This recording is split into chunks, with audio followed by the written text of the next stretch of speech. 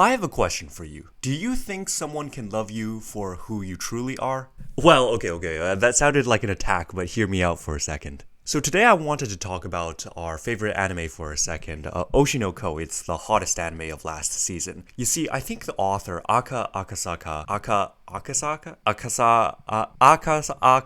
I think the author, Aka Akasaka, yeah, that sounded right, really likes to explore the themes of loves and lies. And it's evident with his manga of Kaguya-sama and Oshinoko, both which have gotten an anime adaptation so far. And he uses those two to really push the themes of loves and lies through. And he poses the question, can you be loved for who you truly are? Now, I know that sounded really cheesy, but let me cook for a second. See, we all yearn for this idea of true love, meaning that somebody can accept you for all your flaws and everything.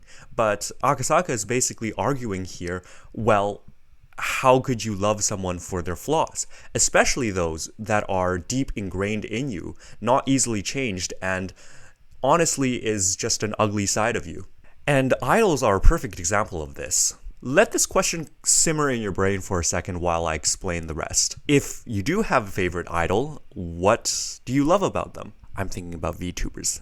Let me use Ai as an example. So we see here that Ichigo-san is basically scouting out Ai as an idol.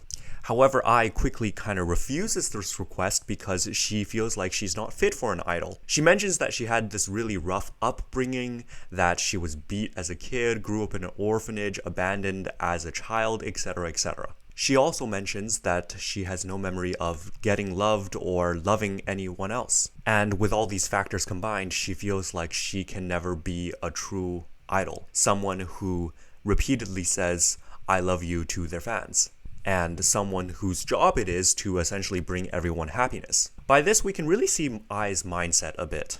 Ai is basically saying that you need to be this genuine person in order to be loved and to love someone else. And that lying and saying I love you if it's a lie is just simply dishonest and wrong. In the next scene, basically, Mr. Producer comes up with a counter argument. He argues that, well, you don't necessarily need to be a genuine person in order to be an idol. He's saying quite the opposite, actually. He's saying that if you are good at lying, that is a natural born talent, and you'll probably be better than people who are actually genuine. And in real life, an idol is just exactly this, just a pile of lies. Well, okay, not to attack your favorite idol or anything, but at the very least, they are putting on a show. They're most likely exaggerating their good points, hiding away what they don't want you to see. I'm sure all of you guys, including me, when I'm watching VTubers, I know this. We know that them on camera is probably not them in real life. However, we still love them all the same. And why is that? If the fans know that idols are human and that the idols themselves lie in order to be loved, then what Akasaka is basically trying to say is that there is nothing inherently wrong with falling for the lies that the idols create. Because think about it, are we really falling for the idols for who they truly are? Or are we falling for the lie and the false persona they've created for themselves? And as Mr. Producer said, the fans look for pretty lies. Think about it if it was, backwards in a sense, right? Would we even fall in love with idols if they were just real people on the camera? Probably not, right? They're just ordinary people, most likely like me, right? And would you love them the same? Probably not. I'm throwing a lot of probablys because I don't know who your favorite idol is, and I'm not trying to attack them by any means, okay? Stay with me. Akasaka is basically drawing a narrative which he's saying that everybody builds their own mask and has their own mask because they want people to see things and also they don't want people to see certain things.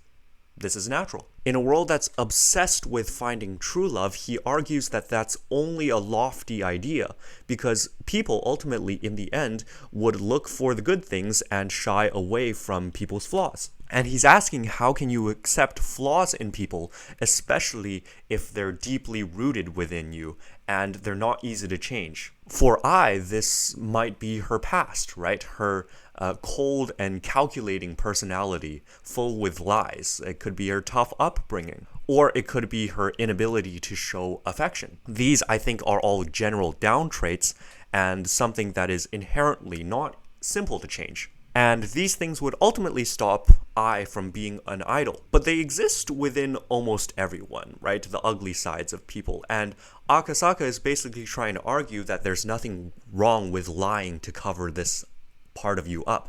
And driving the main message home is that you need to lie in order to be loved. Everyone has this mask that they've crafted and don't want to show the ugly parts of themselves. The parts of themselves that can't be loved no matter who the other person is. Now, this is a very interesting idea because I think this is a very cynical idea, but it's very true. But as we see Ai's development as a character, actually, Akasaka might pose the solution to the own cynical viewpoint that he's created. And it's actually a very simple solution, right? And it can be summarized with the phrase, fake it till you make it. You see, there are multiple scenes where we show that Ai doesn't simply just want to lie and lie, right? She actually wants to feel the genuine feeling of loving and being loved. Now, at the end of the day, she finally realizes, as she's bleeding out on the floor, what it means to love. But in this scene, she says that throughout her career as an idol, she kept singing love songs to truly understand the feeling of love. She lied and lied up until her final moments when she embraced Aqua and finally said the words, "I love you," to him. And when she says those words, she finally understood the meaning of them and is super relieved to find out that they weren't lies all along. Maybe Akasaka was trying to use Ai's journey to show us that there's nothing inherently wrong with lying and hiding up the bad parts of yourself. But he's also saying that if you have this genuine desire to be a better person, to change, that all you have to do is simply believe in the lies with all your heart. And one day, you will eventually become that person. Just like Ai throughout her career when she keeps on lying and finally, at the very end, realizes what those words actually meant. So there you have it, folks. Keep lying until you become the very ideal person of yourself. Like and subscribe if you like this kind of video. It took a little more work to write the script and everything, but I really hope you enjoyed my thoughts on Oshi no Ko. Let me know if you like this video and keep viewing it and subscribe. I'll know that this video is kind of popular, so I'll keep doing it like this. If not, we'll go back to the reactions. Alright, peace.